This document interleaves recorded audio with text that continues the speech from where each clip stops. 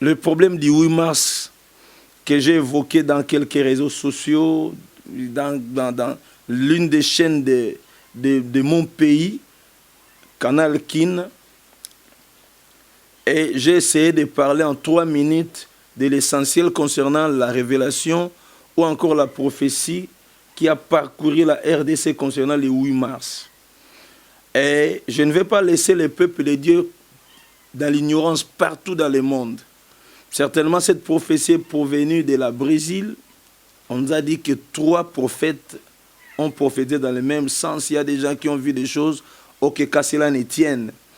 Et j'en ai parlé dans l'une des chaînes de mon pays, Canal Kin. Et je veux que ceux qui ont eu cette prophétie dans les autres pays aussi puissent avoir un avis biblique.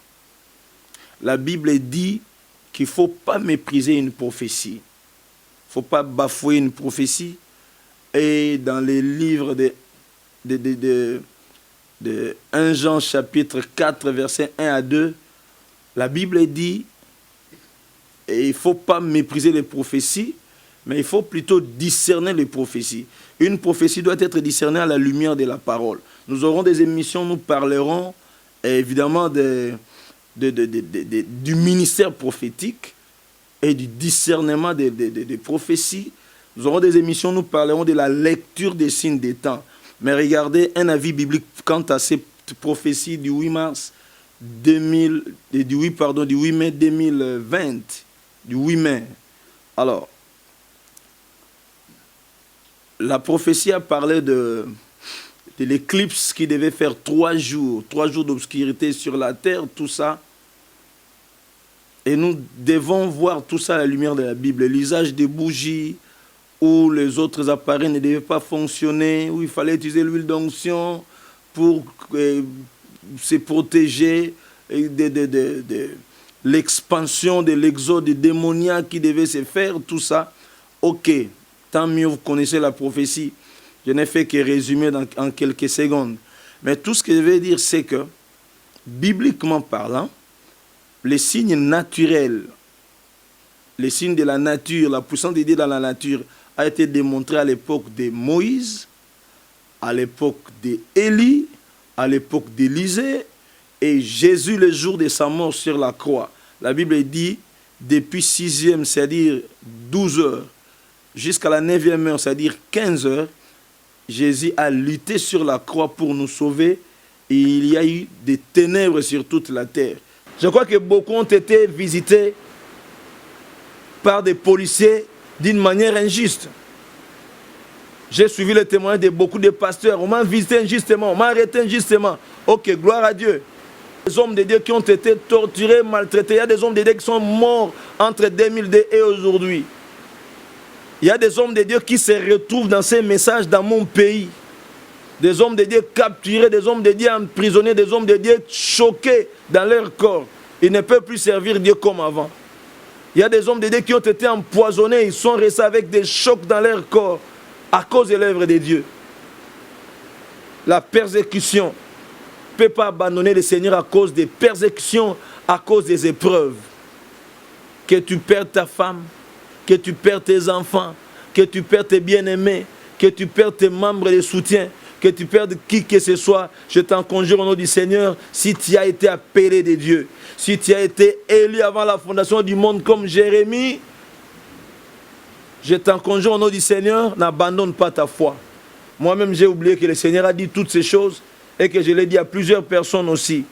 Ces moments seront tellement difficiles que même les bonnes églises, celles de la vérité, seront fermées, mais pour quelque temps seulement, afin que Christ soit glorifié aux yeux de tous.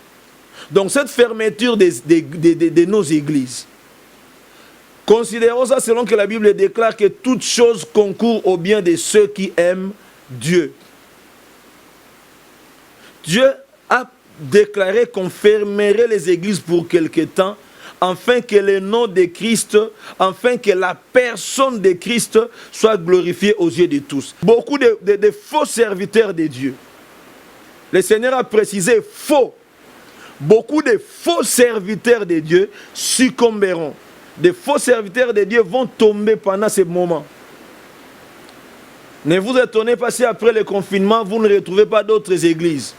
Dieu seul connaît qui est son serviteur, qui n'est pas son serviteur. Une nation peut être forte aujourd'hui, mais demain, si dans les plans de Dieu, le temps arrive que cette nation soit remplacée par une autre nation puissante, cela va se faire, comme au temps de Daniel. Regardez ce que le Seigneur m'a montré.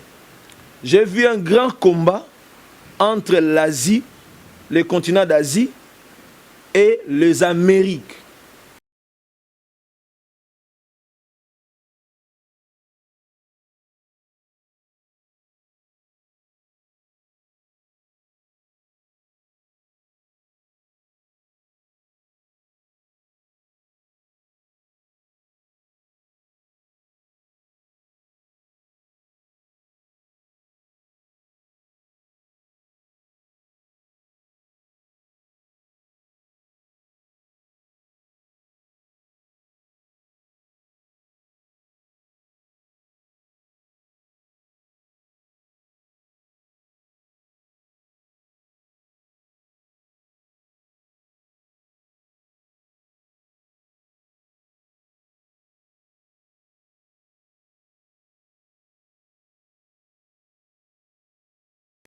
Maintenant, je parle de déroulement des faits. Qu'est-ce qui va se passer? Retenez qu'il y aura d'abord la persécution des hommes de Dieu. Que tout homme de Dieu qui me suit à ce temps comprenne que le temps que nous traversons, je crois que beaucoup ont été visités par des policiers d'une manière injuste. J'ai suivi le témoignage de beaucoup de pasteurs. On m'a visité injustement, on m'a arrêté injustement. Ok, gloire à Dieu. Mais sachez que le Seigneur a prédit ça. Sachez que dans les jours à venir, j'ai vu, quand le Seigneur me disait ça, il m'a fait voir comment on va commencer à capturer les hommes de Dieu, à emprisonner les hommes de Dieu par des chefs politiques et les autres chefs d'État. D'autres politiciens seront torturés et maltraités. Il y a des hommes de Dieu qui ont été torturés et maltraités. Il y a des hommes de Dieu qui sont morts entre 2002 et aujourd'hui. Il y a des hommes de Dieu qui se retrouvent dans ces messages dans mon pays. Des hommes de Dieu capturés, des hommes de Dieu emprisonnés, des hommes de Dieu choqués dans leur corps. Ils ne peuvent plus servir Dieu comme avant. Il y a des hommes de Dieu qui ont été empoisonnés, ils sont restés avec des chocs dans leur corps à cause de l'œuvre de Dieu. La persécution. Beaucoup des hommes de Dieu seront maltraités. C'est pourquoi nous devons faire attention quand il faut nous impliquer dans les affaires de l'État et quand il faut nous impliquer dans les affaires de la politique. Il faut faire très attention, hommes de Dieu. Nous appartenons au royaume céleste et nous avons un grand travail à faire de la part de Dieu. Attention, s'il faut faire entrer notre tête dans les affaires de la politique. Je ne juge personne, je parle par rapport au message que j'ai reçu. Deuxième élément, dans la persécution des hommes de Dieu. Tellement que la persécution va s'accroître envers les églises. Beaucoup des hommes de Dieu vont abandonner leurs fidèles. Et beaucoup des hommes de Dieu vont abandonner la vie de foi pour rentrer dans le monde, pour régner leur foi. Et d'autres resteront fidèles à Dieu. D'autres resteront fidèles à Dieu. Et d'autres pasteurs n'abandonneront pas leur foi. La Bible dit, dans l'épître aux Hébreux, nous ne sommes pas de ceux qui se retirent pour perdre leurs âmes. Je crois qu'un homme de Dieu ne peut pas abandonner le Seigneur à cause des persécutions, à cause des épreuves. Que tu perds ta femme, que tu perds tes enfants, que tu perds tes bien-aimés, que tu perds tes membres de soutien, que tu perdes qui que ce soit, je t'en conjure au nom du Seigneur, si tu as été appelé de Dieu, si tu as été élu avant la fondation du monde comme Jérémie, je t'en conjure au nom du Seigneur, n'abandonne pas ta foi. Supporte l'école de Dieu jusqu'au bout, tu t'en sortiras. Le Seigneur trouvera, te donnera l'issue de cette épreuve que tu es en train de traverser. Dans cette persécution, Le Seigneur a dit que ces moments seront tellement difficiles que même les bonnes églises, celles qui prêchent la vérité, seront fermées, mais pour quelque temps seulement. Et le Seigneur m'a fait voir que les églises seraient fermées. Ici, c'est une prophétie de 2002. Le Seigneur a dit ceci, je répète ça. Quand j'ai relu ça, ça m'a réconforté, mais ça m'a d'abord étonné. Moi, je dis, ah bon? Moi-même, j'ai oublié que le Seigneur a dit toutes ces choses et que je l'ai dit à plusieurs personnes aussi. Ces moments seront tellement difficiles que même les bonnes églises, celles de la vérité, seront fermées, mais pour quelque temps seulement, afin que Christ soit glorifié aux yeux de tous. Donc cette fermeture de nos églises, considérons ça selon que la Bible déclare que toute chose concourt au bien de ceux qui aiment Dieu. Dieu a déclaré qu'on fermerait les églises pour quelque temps, afin que le nom de Christ, afin que la personne de Christ soit glorifiée aux yeux de tous. Je ne sais pas comment la personne de Christ sera glorifiée dans ces confinements, mais le Seigneur a dit ça. Le Seigneur a déclaré ça. C'est-à-dire, pendant cette période de difficulté, pendant cette période de confinement, le Seigneur va se glorifier. C'est pourquoi nous encourageons les cellules de famille, nous encourageons des cultes familiales. Prions en famille, papa, maman et les enfants. Prions en famille, faisons nos offrandes, envoyons-les dans nos églises, envoyons nos dîmes. Les églises doivent continuer à fonctionner, nos paroisses doivent continuer à fonctionner, parce que l'église a aussi une organisation administrative qui a besoin de finances pour fonctionner. Voilà, à cela, j'encourage le peuple de Dieu. J'encourage les pasteurs. Les églises s'ouvriront. Quand je dis les églises, je fais allusion au temple. Les temples vont s'ouvrir, les activités vont reprendre. Le Seigneur a prévu ça comme ça.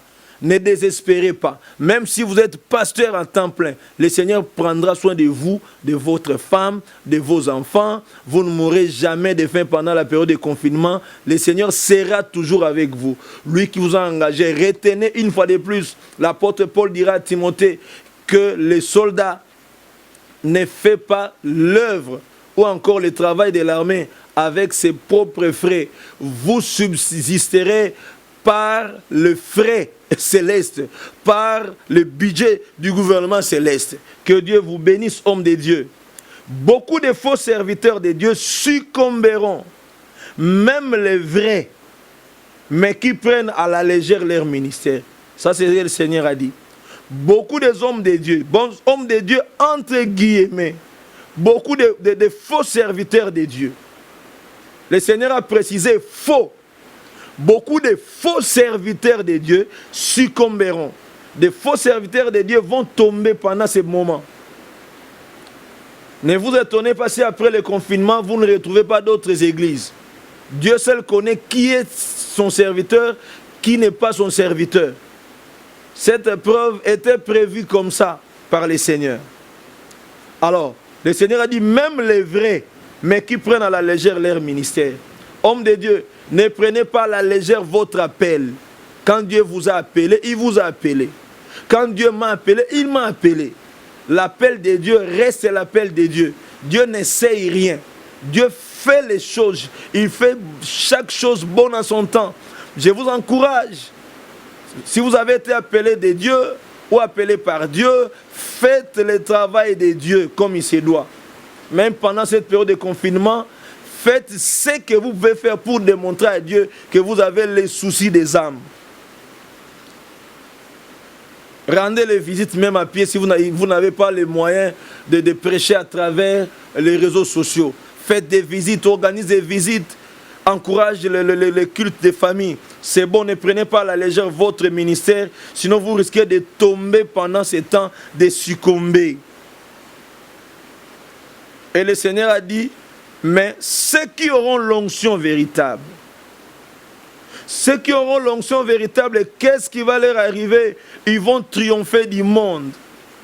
Et ceux qui s'y appliqueront à la sainteté seront vainqueurs de la situation du monde.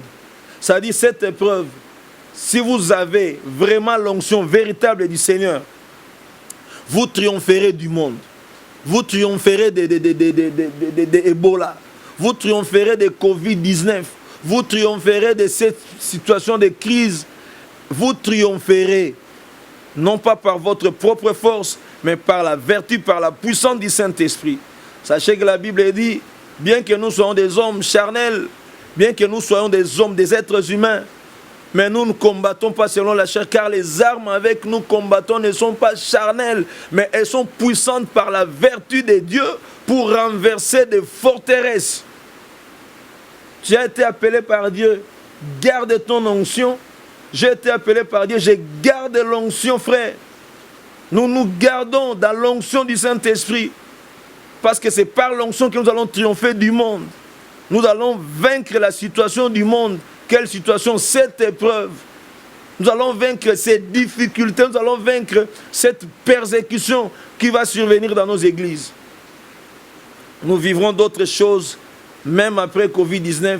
Vous remarquerez que d'autres points ici ne concernent pas seulement cette période, mais il y aura aussi d'autres périodes d'épreuves. Que Dieu nous soutienne, que Dieu nous garde.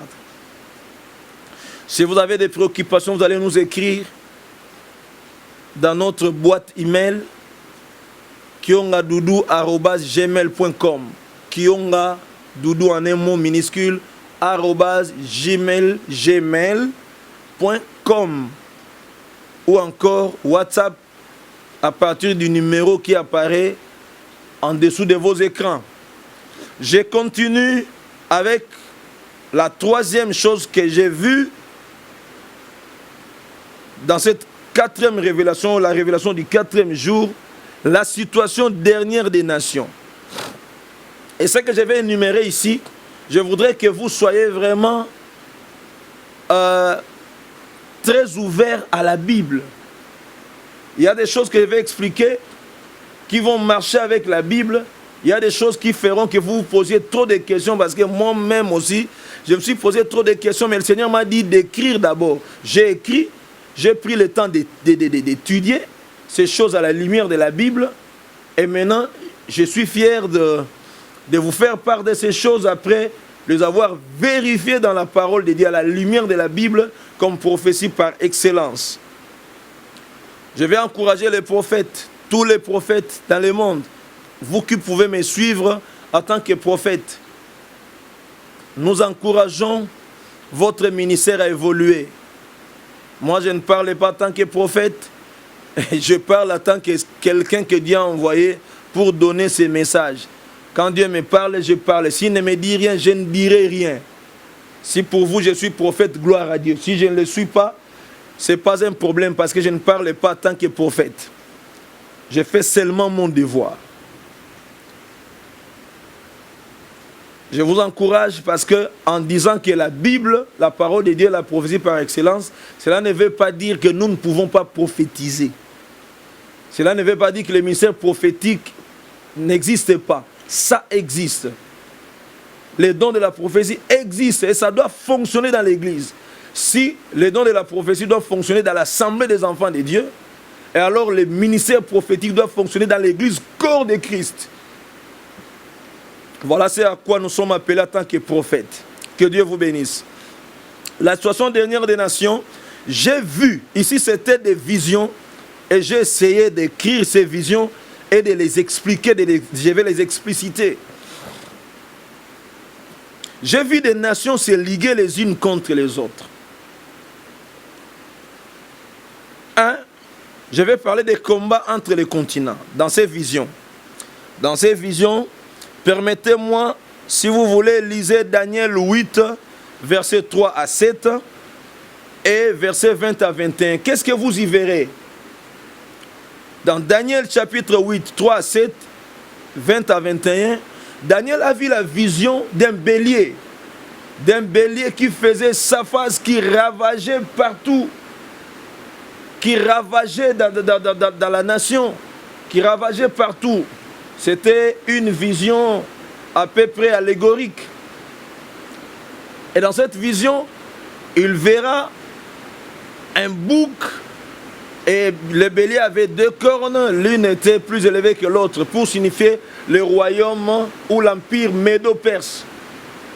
Et il verra finalement un bouc avec une seule corne au milieu de ses yeux, qui saute, qui traverse et puis qui vient taper directement sur le bélier et jusqu'à tuer le bélier. Au verset 20 et 21 de Daniel chapitre 8, l'ange qui donne l'explication à Daniel dit: le bélier,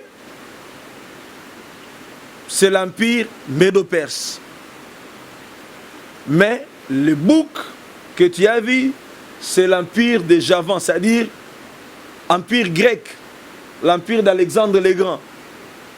Donc Cyrus et Darius devaient être remplacés par l'empire d'Alexandre le Grand comme troisième empire universel, selon l'ordre que Dieu a donné à Daniel, bien sûr. Donc j'ai dit ça pour dire quoi? Un pays peut être fort pendant des années, une nation peut être forte pendant des années.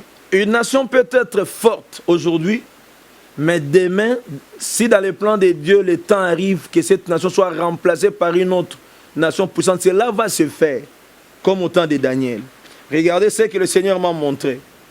J'ai vu un grand combat entre l'Asie, le continent d'Asie, et les Amériques.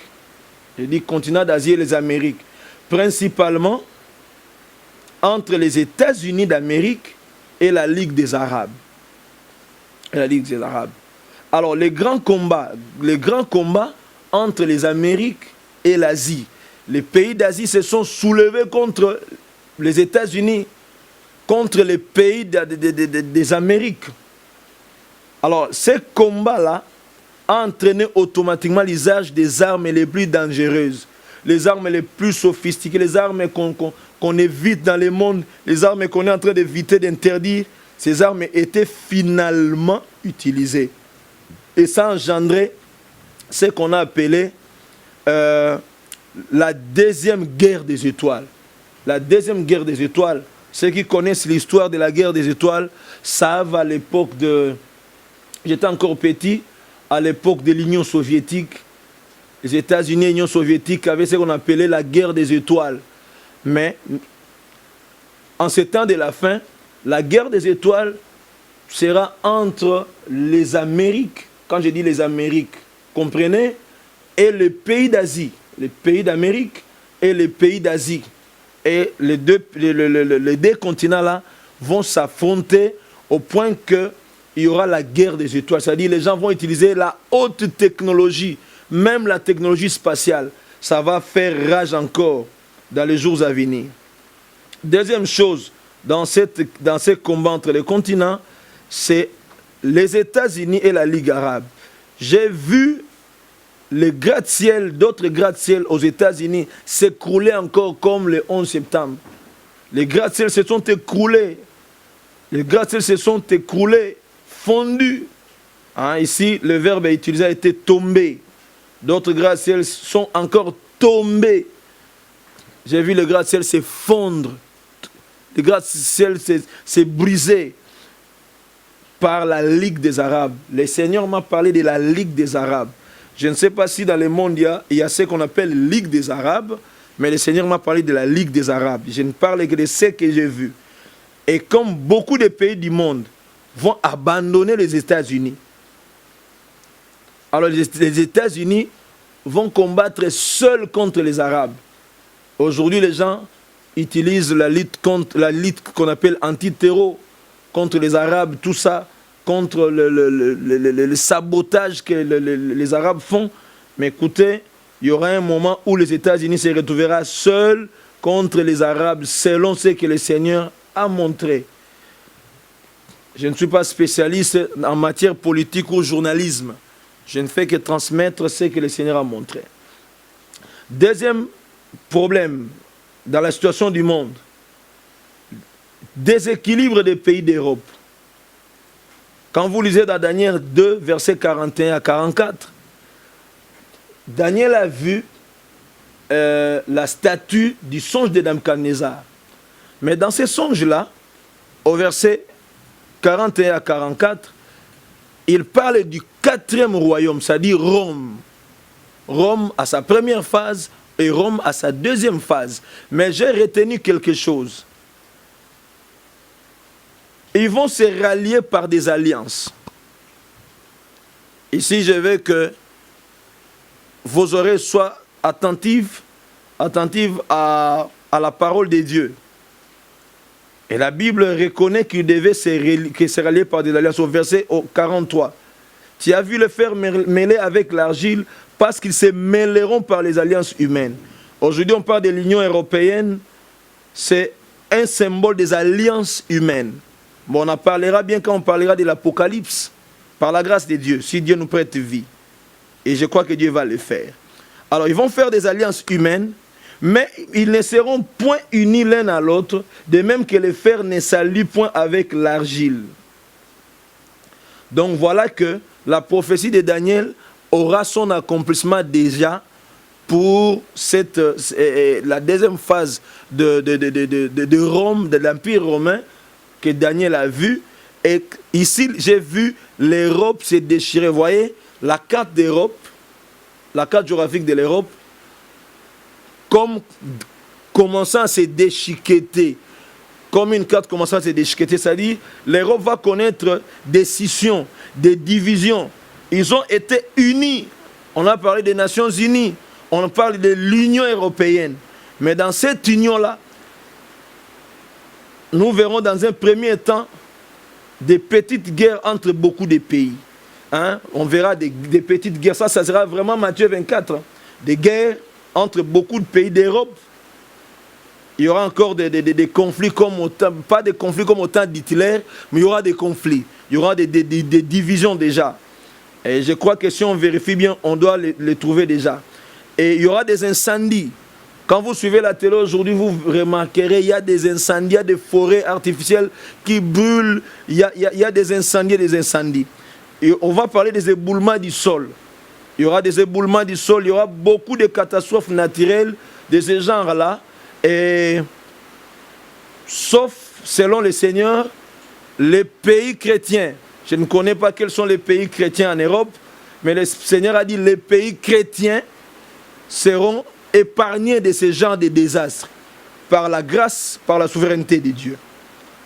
Troisième élément, après Europe, le Seigneur a dit Israël va se réveiller pour tout récupérer. C'est comme ça que j'ai intitulé ça. Israël va se réveiller pour tout récupérer. Quand vous lisez, ou nous lisons Romains 11:1, la Bible affirme que le Seigneur, Dieu, n'a jamais abandonné Israël. Dieu n'a jamais abandonné Israël. Dieu n'a jamais rejeté Israël. Mais la Bible dit, plus loin là-bas dans Romains 11, que Dieu leur a donné une sorte de sommeil. Afin de sauver les autres nations, afin de greffer les autres nations. L'alliance de Dieu avec Israël reste intacte. C'est une alliance non brisée. Et les païens sont greffés dans cette alliance à travers la foi d'Abraham. Par notre foi en Jésus-Christ. Ça, c'est un mystère. Éphésiens aussi a été écrit comme épître, écrite par Paul à cause de ça. Et Paul voulait signifier comment Dieu a pris et les nations, c'est-à-dire les païens et Israël, et pour former une seule nation. Le peuple de Dieu. Ah, Dieu est fantastique. Ça, on en parlera prochainement. Et si nous lisons Jérémie 32, verset 37. Jérémie 32e chapitre, verset 37e. La Bible dit, voici, je les rassemblerai de tous les pays où je les ai chassés. Dans ma colère, dans ma fureur et dans ma grande irritation, je les ramènerai dans ces lieux et je les y ferai habiter en sûreté. Donc vous voyez que Israël n'a jamais été abandonné. Dieu a promis que ces peuples qu'il a dispersés, il va les ramener dans leur pays, en Israël. Ça, c'est la promesse de Dieu. Et maintenant, si vous lisez Juge chapitre 16, vous lisez l'histoire de Samson, versets 21 à 22, versets 29 à 30. 21 à 22, 29 à 30, chapitre 16. Qu'est-ce que vous allez remarquer pour que je ne lise pas à cause du temps? Qu'est-ce que vous allez remarquer? Israël est comparable à Samson. Samson, au début de son ministère, il avait l'onction qui s'était représentée à travers sa chevelure.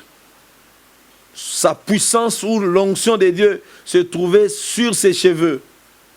À cause de la négligence, à cause d'une femme étrangère, Samson a négligé l'onction et finalement, il a été capturé par ses ennemis et ils ont fait de lui plutôt un prisonnier. Et Samson travaillait à la meule. Mais à la meule, Samson a commencé à se repentir, à invoquer Dieu. Et Dieu lui a accordé la grâce, ses cheveux commençaient à pousser. Bien qu'il avait des yeux crevés, mais il avait des cheveux poussés. J'étais en train de réfléchir sur cette prophétie. J'ai trouvé Israël un peu comme Samson. Au moment où nous sommes en train de parler, je vois Israël comme Samson à la deuxième phase de son onction. Israël a perdu l'occasion de vivre la gloire de Christ en tant que nation, pas en tant qu'individu. Je parle d'Israël pas en tant que chaque individu, mais en tant que nation. Et cette nation paraît aujourd'hui comme avoir trahi le Messie. Hein, ça, c'est un langage un peu vulgaire. Mais écoutez, Dieu a réservé une onction pour Israël dans ces temps de la fin. Donc je ne parle pas encore de la période de l'Antichrist. Hein. Je ne parle pas encore des 7 ans de Daniel. Mais je parle encore de la période ici que nous traversons, de la période de cette épreuve. Israël va récupérer la grâce de Dieu. Israël va encore vivre la grâce de Dieu. Avant même l'enlèvement de l'Église, Israël va vivre la grâce de Dieu. En tant que nation, Israël va vivre la grâce particulière. Quelle est cette grâce? Israël va devenir forte comme nation. Et le Seigneur m'a montré que Israël va récupérer la Palestine. J'ai vu une grande guerre et j'ai vu Israël récupérer toute la Palestine sans pardon. Malgré les interventions des autres nations, Israël a récupéré toute la Palestine. Israël a fait un exploit terrible au point que les Arabes se sont repliés pour préparer la revanche. Israël a récupéré tout. La seule chose que Israël n'a pas récupéré, le Seigneur dit, il ne récupérera pas la seule chose qui dépendra de la souveraineté de Dieu. Et la seule chose là, le Seigneur a dit, en voyant le discernement de ces messages, j'étais en train de me dire, qu'est-ce qui est sacré pour Christ? J'ai compris que c'est un problème de temple. Alors, on parlera des problèmes de temple dans nos prochains numéros. Hein, nous allons parler des problèmes des temples, la reconstruction des temples par rapport au retour de Christ. Et ça, c'est le langage. Je sais que je mettrai ces écrits à la disposition du peuple de Dieu, selon que Dieu va nous accorder cette faveur, pour que vous ayez cette prophétie. Le message a été donné pour le peuple de Dieu. Alors, son peuple va se rassembler de toute extrémité. J'ai vu les Juifs, les Israélites, ou encore les Israéliens aujourd'hui, quitter tous les pays où ils étaient dispersés pour rentrer dans leur pays. Ça, c'est une prophétie connue, c'est biblique. Ils vont rentrer dans leur pays, mais ils seront grands. Le Seigneur a dit qu'ils deviendront grands et puissants à la vitesse des vols de l'aigle.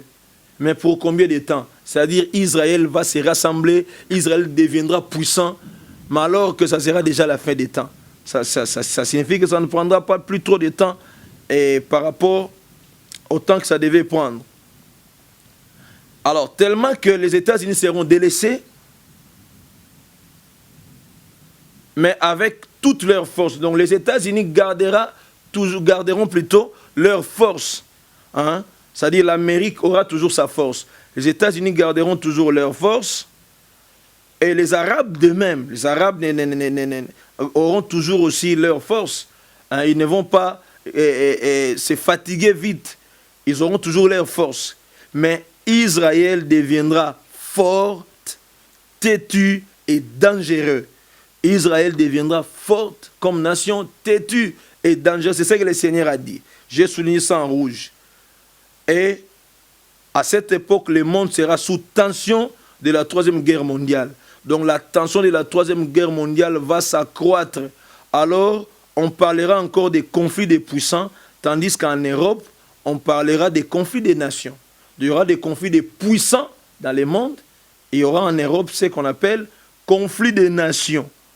Je ne suis pas politicien et je parle des choses que le Seigneur m'a seulement montrées. Pour terminer cette vision, ou encore cette révélation de la 4e journée, j'ai vu finalement, quand les conflits s'est levé sur la terre, les conflits des grands, les conflits des nations, au niveau de l'Europe, alors 2 personnes se sont levées. Et la première personne, selon ce que j'ai vu, on l'a appelé Saint-Père, et la deuxième personne, on l'a appelée la petite corne. Les 2 se sont levés pour faire la médiation, la médiation entre les présidents du monde, entre les nations en conflit. Et toutes les nations puissantes ont accepté cette médiation. Toutes les nations puissantes ont accepté de se soumettre à la médiation du Saint-Père et à la médiation de la petite corne. Les 2 là vont faire ces choses, vont faire la médiation. Alors le Seigneur a dit, avant l'apparition de la nouvelle corne, de la petite corne plutôt, la crise mondiale ici va entraîner la fin de plusieurs pays, ne vous étonnez pas. Parce que les guerres là vont entraîner encore, après le Covid-19, il y aura des conflits, des guerres, puis ça va entraîner la crise. Il y aura la crise en tout cas, la crise économique. Moi qui parle de ça, je ne connais pas, je ne suis pas un économiste, je parle en tant qu'un homme de la parole de Dieu seulement, par rapport à ce que j'ai vu dans mes visions. J'ai vu cette crise, j'ai vu la famine après cette épreuve. Or, après la médiation de la petite corne va prendre finalement l'autorité. Je ne sais pas ça prendra combien de temps. La petite corne, après sa médiation, elle va prendre l'autorité pour imposer la religion. La religion romaine, selon l'expression de cette prophétie, la religion romaine partout dans le monde. Alors le Seigneur a dit, ça sera déjà le 7e jour ou la 70e semaine de Daniel. C'est-à-dire, quand je parlerai de l'Apocalypse, ou je parlerai des autres thèmes, je pourrai revenir sur cette affaire ici, bibliquement. Donc ne vous troublez point. Ça, c'est ce que j'ai vu. J'ai utilisé les expressions telles que le Seigneur me les a données. Alors, la dernière phrase dit ceci. Comme Jésus-Christ ne voudra plus que son Église, son épouse donc, soit corrompue, ce temps sera court et l'Église sera enlevée avant la nouvelle corruption morale et politico-religieuse. C'est-à-dire que le mouvement ici de Saint-Père et de la petite corne va commencer lentement. Et le Seigneur a dit que c'est le Saint-Père qui va commencer.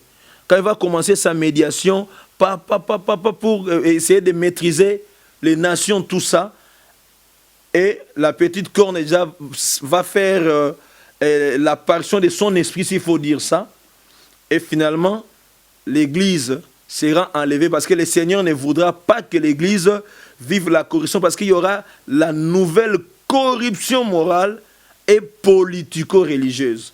Ça, ce sont les expressions que le Seigneur m'a données. Que Dieu vous bénisse. Je ne fais que mon devoir de vous parler de ces choses. S'il vous plaît, nous sommes encore avec vous. Il y a beaucoup de choses à partager avec vous de la part de Dieu. Si vous voulez les avoir à temps opportun, à chaque fois que ça se trouve en ligne, sur votre écran, abonnez-vous sur notre chaîne YouTube. C'est pas du HD TV. Et vous vous abonnez, cliquez, là on a écrit abonnez-vous. Et quand vous entrez dans YouTube, là où vous voyez nos images, il y a l'endroit où on a écrit abonnez-vous en rouge. Cliquez seulement là. Et vous allez voir chaque fois que nous allons faire ces émissions, ces émissions arriveront chez vous. Que Dieu vous bénisse, que Dieu bénisse sa parole, que Dieu bénisse son Église, que son nom soit loué, lui qui est au-dessus de tous les noms. Éternel Dieu, nous te bénissons, Seigneur, toi qui es le roi des grands rois, le roi de tous les rois de la terre, toi qui es le roi des rois, le Seigneur des seigneurs, toi qui régneras à jamais. Seigneur, béni soit ton nom. Je recommande tous ceux qui suivent ces enseignements entre tes mains et accompagnés de ces témoignages, de cette révélation.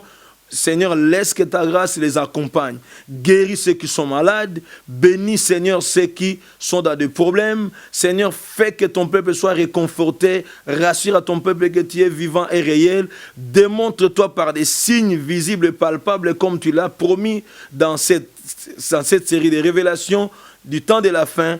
Garde ton Église, donne-nous la victoire et nous espérons cette victoire. Au nom de Jésus, nous disons Amen. Que Dieu vous bénisse. Ciao.